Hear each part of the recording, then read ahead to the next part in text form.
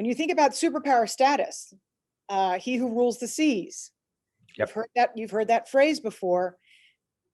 Most people think that it is impossible in the near term for the United States to lose its global reserve currency status. Yeah. And a lot of people think that Bitcoin can naturally rise up and somehow displace the reserve currency.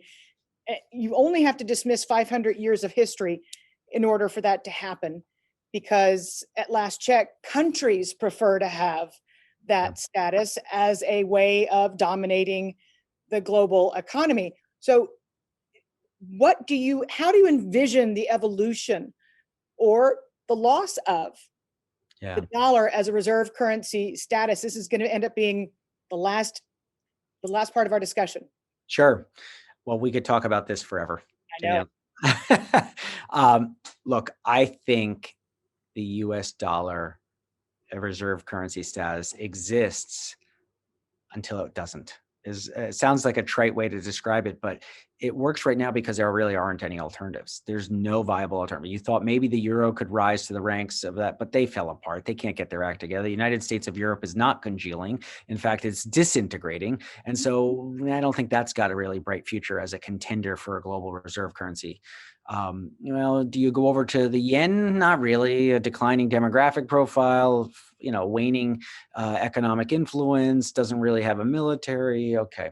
The Chinese yuan, well, I don't really quite get the belief that people have that authoritarian regimes that have potentially nationalistic instincts, that I'm going to put my assets there with the belief that rule of law that they claim exists, may not exist, could exist, don't know if it exists, but I really need it to exist to put my money there.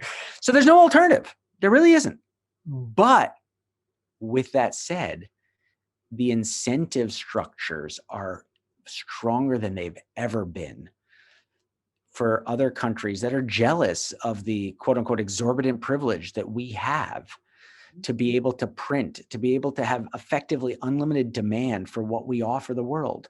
And they're kind of jealous and kind of angry about that. And I think they're going to work on trying to find an alternative to the dollar.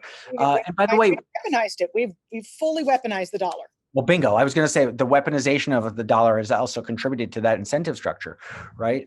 Using SWIFT and all these systems to sort of, attack and contain and control some of the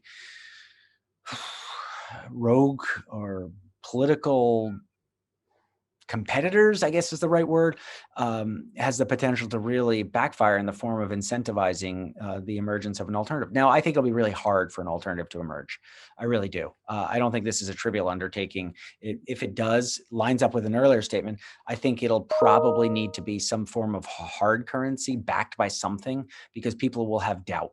For years, they'll test whether or not that real backing is in fact real. So, okay, you're going to give me X ounces of gold if I bring you a whatever, call the currency whatever you want. And people will test it. Like, okay, here, where's the gold? Give me this, or precious metal or platinum or whatever it is. Just give it to me. I want to see it.